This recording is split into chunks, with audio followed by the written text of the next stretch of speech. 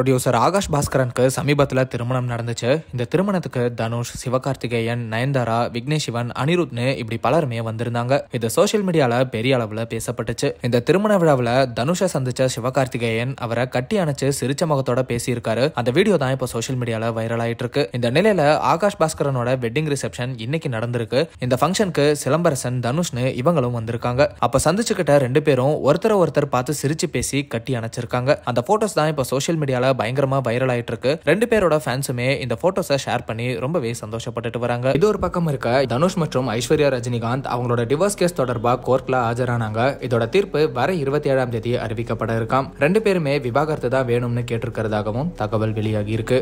இதை பத்தி நீங்க என்ன நினைக்கிறீங்க அப்படிங்கறத கமெண்ட்ல சொல்லுங்க. அந்த மாதிரி அப்டேட்ஸ்க்கு ட்ரெண்டாக்ஸ்னால சப்ஸ்கிரைப் பண்ணுங்க.